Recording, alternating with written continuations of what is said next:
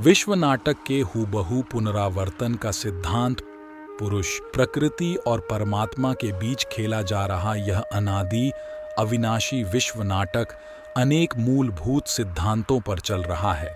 इसमें पहला सिद्धांत है विश्व नाटक की शाश्वतता का सिद्धांत, law of eternity of world drama. इस सिद्धांत के अनुसार यह विश्व नाटक शाश्वत और सनातन है, अनादि और अनंत है। दूसरा महत्वपूर्ण सिद्धांत है विश्व नाटक का चक्रीय परिवर्तन का सिद्धांत, law of cyclic transformation of world drama.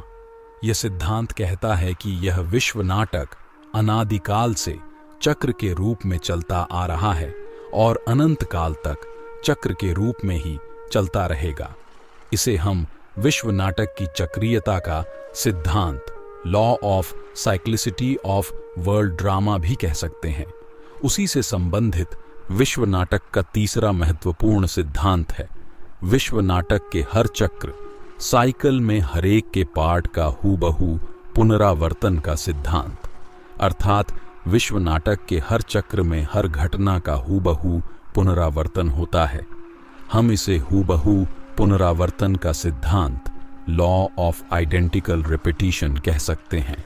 इस सिद्धांत की समझ के लिए पहला तर्क यह है कि यदि यह विश्व नाटक शाश्वत और सनातन है तो उसका चक्रीय होना निश्चित रूप से अनिवार्य तो है ही, लेकिन वो पर्याप्त नहीं है। विश्व नाटक चक्रीय होने पर भी उसका अंत आ सकता है। इसीलिए यदि इस विश्व नाटक को अनंत काल तक चलना हो तो विश्व नाटक का हर परिवर्तन चक्रीय तो होना ही चाहिए, लेकिन उससे अतिरिक्त हर चक्र में हर घटना का हूबहू पुनरावर्तन भी होना चाहिए। तब जाकर यह विश्व नाटक अनादिकाल तक चल सकता है। आधुनिक विज्ञान भी यही कहता है कि यह विश्व नाटक यदि शाश्वत और सनातन है तो उसका केवल चक्रीय होना पर्याप्त नहीं है, लेकिन इस चक्र की हर घटना का हर चक्र में हूबहू पुनरावर्तन भी होना चाहिए। यदि इसका हूबहू पुनरावर्तन नहीं होता है तो यह नाटक अनंत काल तक चल नहीं सकता है और यह शाश्वत भी नहीं हो सकता है।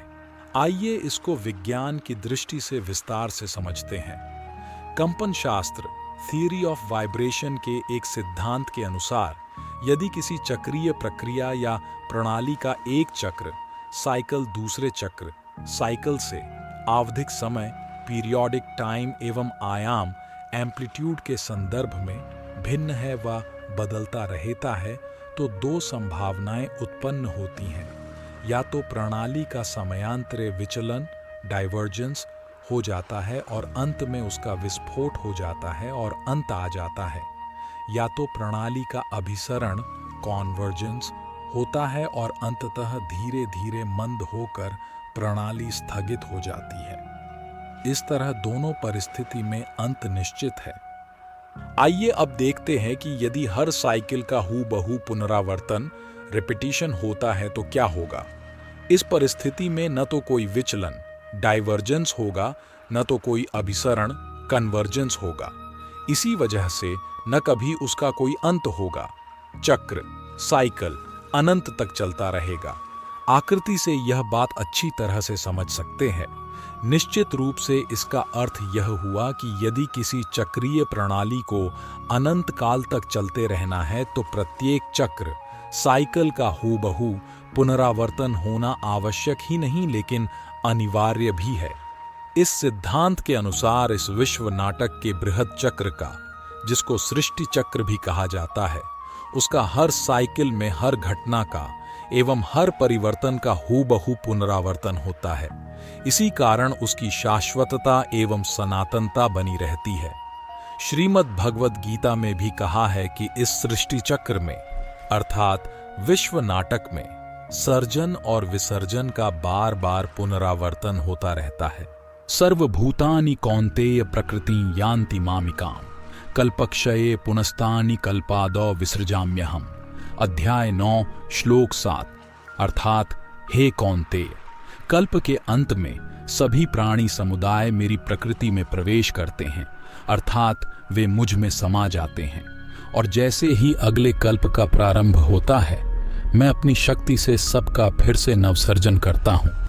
प्रकृति स्वाम वष्टभ्य विसृजामि पुनः पुनः भूतग्राममिमं कृत्स्नं वशं प्रकृतेर्वशात्। अध्याय 9 श्लोक 8। अर्थात समस्त सृष्टि मेरी प्रकृति के अधीन है।